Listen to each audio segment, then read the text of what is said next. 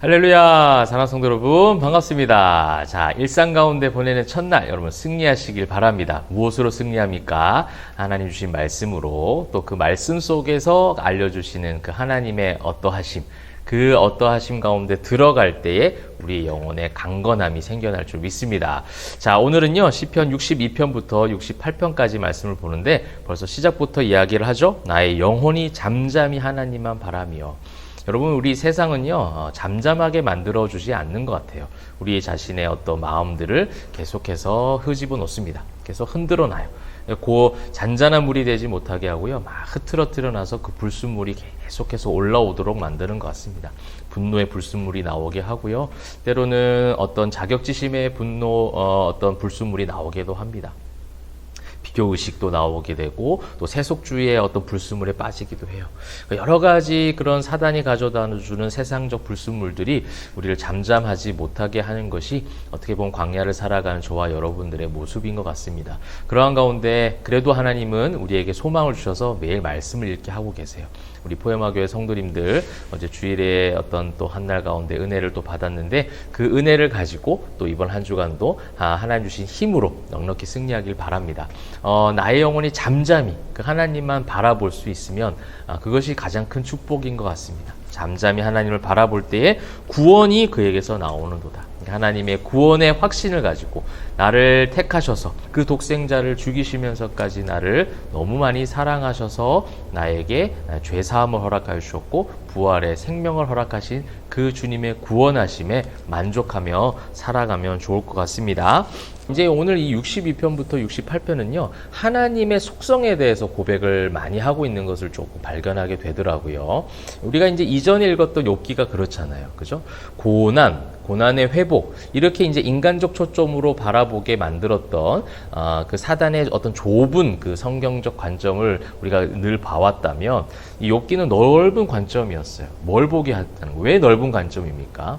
인간적 어떤 철학, 인간적 어떤 신학적 그런 깊이 때문에 넓어진 게 아니라 하나님 그 존재 자체 때문에 넓어진 거예요. 이 다윗이 왜 마음에 합했느냐? 그냥 잘못했을 때 하나님 앞에 돌아왔고 하나님 앞에 늘 부르짖고 늘 기도하고 하나님과 늘 동행했던 삶을 살았기 때문에 마음에 합한 사람이라고 했는가? 다윗이 어떠했기 때문에 하나님이 그를 마음에 합한 사람이라고 한 것처럼 또 우리가 해석하고 여겨질 수도 있어요. 그래서 다윗을 본받자라고 얘기하지만 제가 누차 말씀드렸죠. 다윗처럼 십계명을 다 어긴 죄인이 없어요. 너무 많이 어겼어요.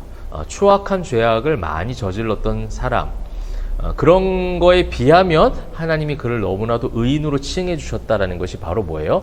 이 우리와 같은 죄인들, 원죄로 인해서 죽어야 마땅한 그 죄인들을 의인되게 하신 하나의 구속사적 모델이 바로 다윗이라는 거예요.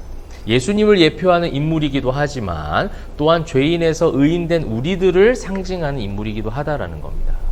근데 이 다윗이 지금 왜 마음에 합했는가라고 계속해서 시편의 그 찬송의 고백을 통해서 우리가 발견해가는 것 여러 개가 있을 거예요. 아까 말씀드렸던 것처럼 하나님 앞에 잘 돌아왔던 거, 잘못했을 때 회개하고 돌아왔던 거, 열심히 기도했던 거, 어려운 순간에서도 그 모든 악인들의 어떤 곡해함, 또 억울하게 하고 분노 살만한 그 모든 악인들과의 관계에서의 그 수많은 고통들, 그 고통 속에서도 하나님과의 관계 속에서 늘 회복하고 하나님 찬송했던 찬송이 입술에 가득하였고 전심으로 하나님을 경배했던 그 다윗의 여러 가지 면모를 우리가 배울 수 있으면서도 이제 오늘 이제 62편부터 68편에서는 이 욥기와 연결해서 전능하신 하나님의 속성에 대한 고백들을 계속 하는 것을 많이 보게 됩니다. 그러니까 하나님이 어떤 분이신가라는 거예요. 그래서 매 시편마다 하나님이여 주는 나의 하나님이시로다.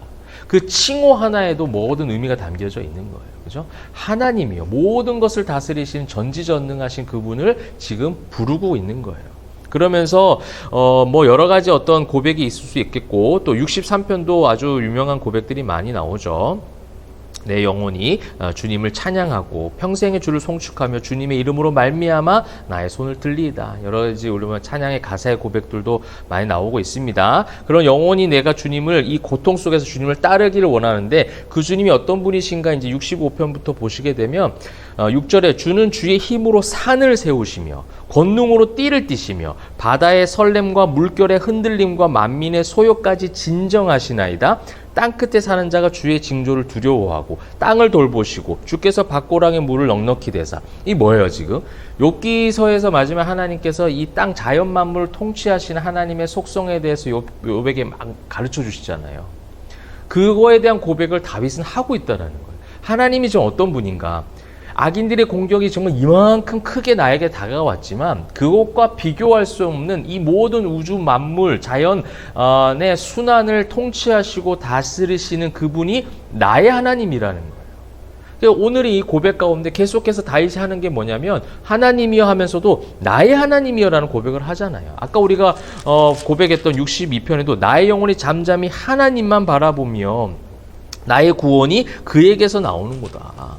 나의 구원이 그에게서 나오는다는 나에게 나의 하나님이 되셔서 나에게 그걸 허락하여 주셨다는 거예요. 하나님이여 주는 나의 하나님이십니다. 하나님 나의 생명을 보존하소서. 하나님 나의 하나님. 계속해서 그 고백하는 그 하나님이 지금 이제 65편에서 와서 어떻다는 거예요? 악인들이 매우 그 공격이 크고 나를 허물어뜨리는 것 같고 나를 어렵게 하는 것 같지만 그 모든 이 산을 만드시고 땅을 통치하시고 이 우주 만물의 모든 순환을 다스리시는 그 하나님, 그분이 나의 하나님이라는 거예요.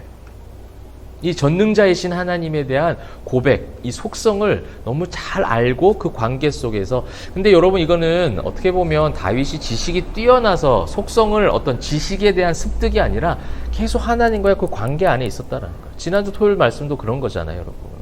하나님 안에 거했기 때문에 부르짖을 만한 상황을 가지고 하나님 앞에 시작이 되었죠. 하나님과 관계, 하나님과 그 기도의 관계가 시작이 되었어요. 여러 가지 아픔 때문에 시작되었고 그것을 해결해 달라고 하나님 앞에 우리식으로 말하면 징징거리면서 왔어요. 근데 그걸로 끝난 것이 아니라 하나님과의 끊임없는 관계 속에서 하나님 마음을 알아가는 거예요. 그러니 뭐가 나오는 겁니까? 내가 주님을 송축합니다.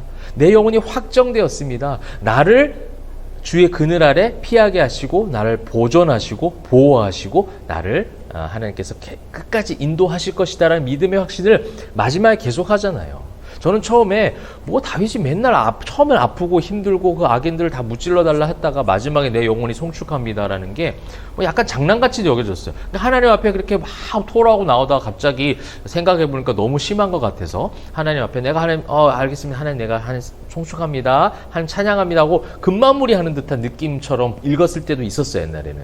근데 이 시편을 계속해서 묵상하면 묵상할수록 그게 아니라 그 문제 때문에 하나님 앞에 나아오고 어떠한 상황 가운데서도 하나님은 나아오기를 원하시고요. 그 하나님 안에 거할 때에 그 다음부터 이제 하나님에 대해서 알아가는 거예요.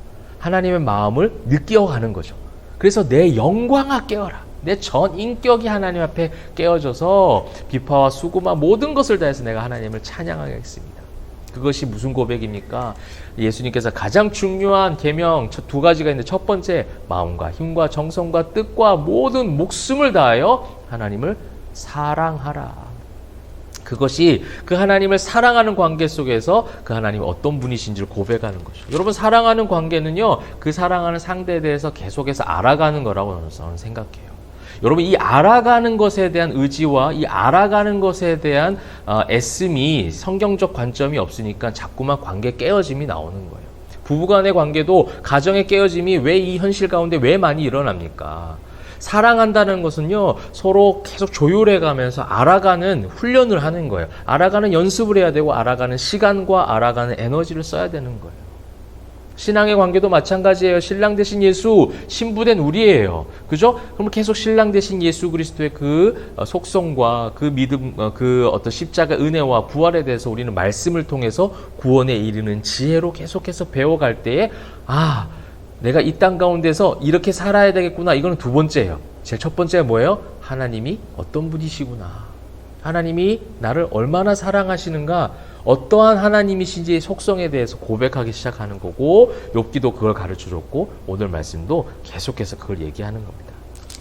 그래서 계속해서 땅에 대한 자연 만물을 다스리시는 부분에 대한 것을 여러분 계속 한번 찾아보세요.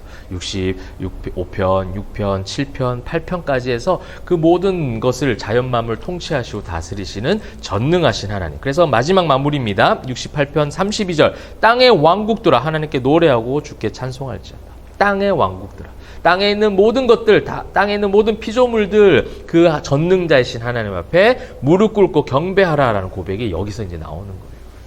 여러분, 이럴 때 세상이 감당치 못하는 사람이 되는 거예요. 이럴 때에 여러분, 세상이 비로소 우리를 보고 그리스도인이라고 칭합니다. 세상화되지 않고, 세상을 두려워하지 않고, 늘 하나님의 그 전능하신 하나님의 그 보호하심 가운데 지혜롭게 말하고 행동하고 정직하고 바르게 나아갈 때에 세상은 비로소 우리를 보고 그리스도인이라 하고 세상이 감당지 못하는 예수님의 참된 제자가 되는 줄 믿습니다. 그러한 결심과 결단을 가지고 이번 한 주간도 비로소 그리스도인으로 그렇게 승리하는 저와 여러분 되시기를, 또 하나님의 그 통치하심 가운데 거함으로 그 통치하심의 모든 것을 맡겨드리고 신뢰하며 내 영혼이 확정되어 기쁨으로 찬양하는 저와 여러분 되시기를 주님의 이름으로 축복합니다. 기도하겠습니다. 사랑과 은혜가 풍성하신 하나님, 말씀 들고 일상 가운데 세상 속으로 나아갑니다. 그 속에서 하나님의 통치하심과 다스리심의 모든 것을 신뢰하고 맡길 때에 우리의 영혼이 참된 노래와 찬송으로 하나님 앞에 온전한 경배와 경외함으로 나아갈 수 있도록 인도하여 주시옵소서. 힘과 능력을 주실 줄 믿사옵고 감사 올려드릴 때 살아계신 예수 그리스도의 이름으로 기도합니다. 아멘.